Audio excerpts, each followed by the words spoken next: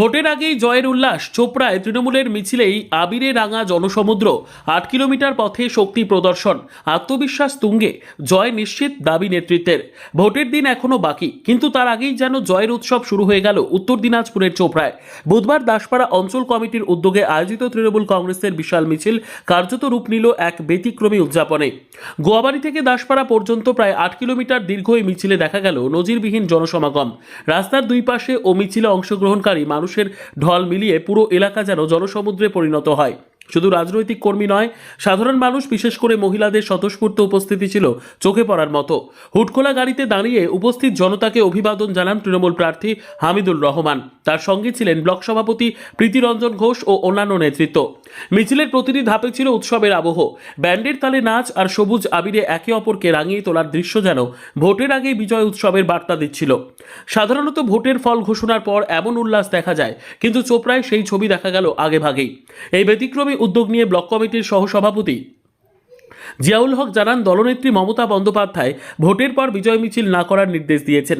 তবে কর্মী সমর্থকদের আবেগ ও আত্মবিশ্বাস এতটাই প্রবল যে তারা আগেই এই আনন্দ উদযাপন করে নিচ্ছেন। অন্যদিকে প্রার্থী হামিদুর রহমানও এই দিনের জনসমাগমে স্পষ্টভাবে উচ্ছ্বাস প্রকাশ করেন। ব্লক সভাপতি প্রীতিরঞ্জন ঘোষের বক্তব্য আরও সরাসরি, চোপড়ায় প্রতিদ্বন্দ্বিতার কোনো জায়গায় নেই, জয় শুধু সময়ের অপেক্ষা। বিরোধীরা যখন নিজেদের সংগঠন মজবুত করতে ব্যস্ত, তখন ভোটের আগেই এই ধরনের শক্তি প্রদর্শন নিঃসন্দেহে রাজনৈতিক সমীকরণে নতুন মাত্রা যোগ করছে। এখন নজর একটাই, এই আত্মবিশ্বাস ভোটের বাক্সে কতটা প্রতিফলিত হয়।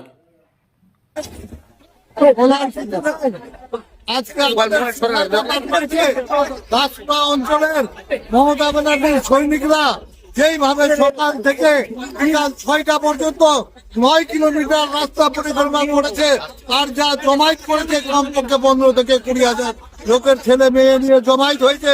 সেই জমায়েতে আমাদের চোপড়ার বিভিন্ন অঞ্চলে ব্লকে চোখ খুলে দিয়েছে। চোপড়ার আম জনতা যেইভাবে মমতা ব্যানার্জির পাশে দাঁড়াইছে, এটাতে আমাদের শিখতে হবে।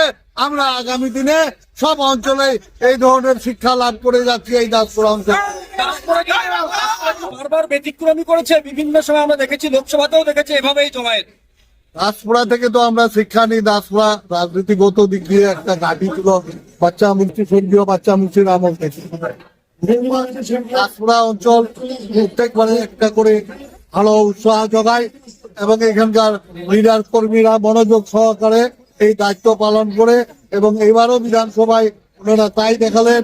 এর থেকে আমরা প্রমাণ করছি যে দাসপুরা অঞ্চল আমাদের 22,000 ভোট মানে এমএলএ সাহেব থেকে কি প্রমাণ হয় যে বিরোধীদের মুখে ধামা চাপা ঘোষিত?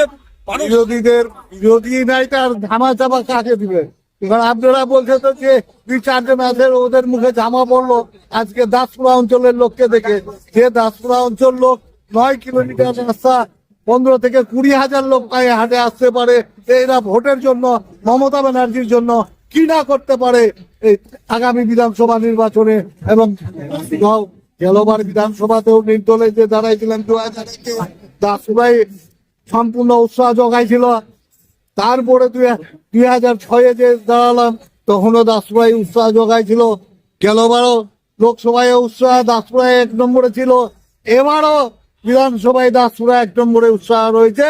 দাসপুরায় আমাদেরকে রাস্তা দিয়েছে, আমরা করে নিয়েছি। এখন একটা বিপুল সংখ্যক কত সংখ্যায় আমরা করবো সেটা হচ্ছে আজকে যেটা হলো, যেটা দেখতে পারলেন দাসপাড়া থেকে গোয়াবাড়ি 8 কিলোমিটার, সেই 8 কিলোমিটার র্যালিতে জনসমুদ্রে মানুষের, যে দাসপাড়া অঞ্চলের একমাত্র দাসপাড়া 6 নম্বর অঞ্চলের সমস্ত তৃণমূল কর্মী ভাইবৃন্দ জাতি সবাইকে নমস্কার সালাম জানাই। আজকের যে মহামিছিল অংশ করার জন্য এই প্রখর গরমের মধ্যেও যেভাবে 3টা থেকে মিছিল আজকে 6টার মধ্যে আছে এখানে শেষ করলাম। সবাইকে ভালো থাকার এবং সুস্থ থাকার জন্য ঠিক আছে। আমার লাইফে আমিও দেখিনি একটা অঞ্চলে এত প্রোগ্রাম। আমি অন রেকর্ড আপনাদেরকে বলছি, আমার বাকি অঞ্চলের নেতাদের কাছে আমি চ্যালেঞ্জ করেছিলাম যে আপনারা আসেন, কিন্তু 10টা বা 5টা লোক নিয়ে কেউ আসবেন না। যারা মেইনলি নেতা আছেন তারা আসবেন, নাহলে আবার এই নিন্দুকেরা নিন্দা করতে শুরু করবে। ওই অঞ্চলের লোক ছিল, ওই অঞ্চলের লোক ছিল।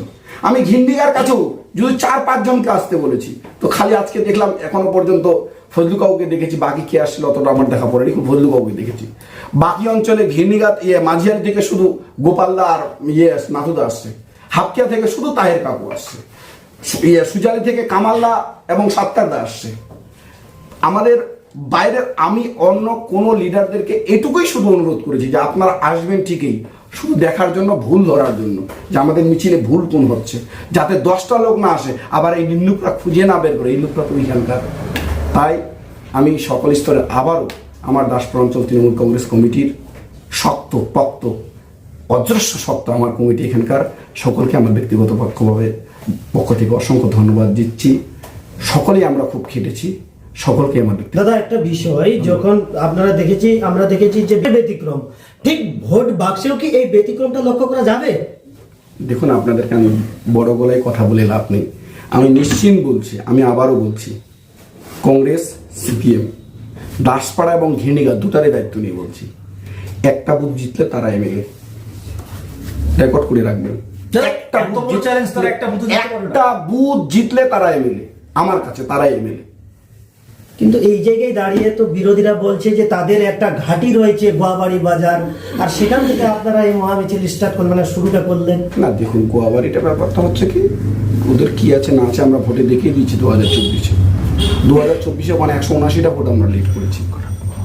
2024-এ যে লিড করেছি আমরা ওখান থেকে 2021-এ ওখান থেকে স্টার্ট করেছি।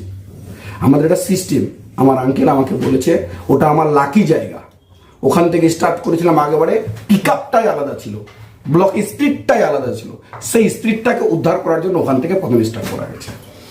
মিছিলে উচ্ছ্বাসের সঙ্গে কর্মীদের মধ্যে সবুজ আবির খেলা লক্ষ্য করা গেছে, যেটা আর কি সচরাচর বিজয় মিছিলে লক্ষ্য করা যেত। এই ব্যাপারে কি বলবেন? দেখুন, আমি আপনাদেরকে পরিষ্কার করে বলি, আমিও খুব একদম টায়ার্ড হয়ে গেছি প্রচন্ড। তারপরেও বলছি, আমরা যখন জিতে যাব কিনা, আমার দিদি আবার একটা কোনো একটা ফতোয়া জারি করবে, এত লোক নিয়ে ইয়ে করা যাবে না, বিজয় মিছিল কম নিয়ে করতে হবে, লোককে সংযত রাখতে হবে, এই করতে হবে সেই করতে হবে। আমরা ওই জিতার পর বড় করে হয়তো দিদি মিছিল করতে দিতে পারে, নাও দিতে পারে, ওই জন্য আগে থেকেই আমরা ওই যে খামতিটা যেটা থেকে যাবে, আগে থেকে মনের আশা পূরণ করে নিচ্ছি। চোপড়ার মতো কিন্তু উত্তর দিনাজপুরে আরো 8টি বিধানসভা থাকলেও চোপড়ার মতো ব্যতিক্রম চিত্র কথাও দেখা যাচ্ছে, কি বলবেন?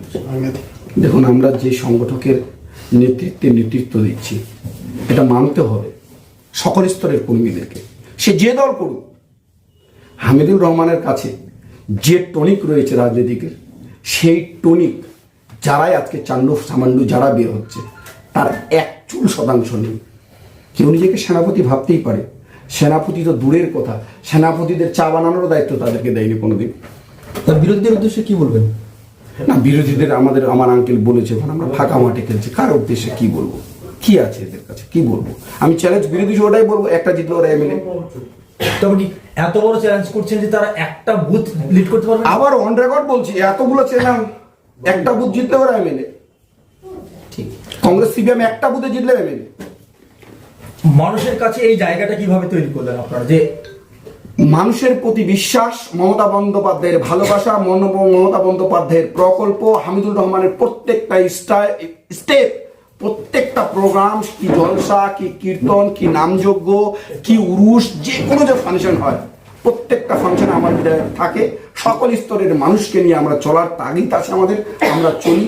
আমরা সেই বিদ্রোহী কবির কাজী নজরুল ইসলামের কথায় প্রত্যক্ষভাবে আজকের দিনেও রয়েছি। মোরা একদিনতে দুটি কুসুম, হিন্দু মুসলমান, মুসলিম তার নয়নমণি, হিন্দু তাহার প্রাণ। একদিকে আমাদের পিতৃরঞ্জন ঘোষ, আরেকদিকে হামিদুর রহমান। আজকের জমায়েত থেকে বিধায়ক সাহেব 20,000 ভোটের লক্ষ্যমাত্রা বেঁধে দেবেন, কি বলবেন?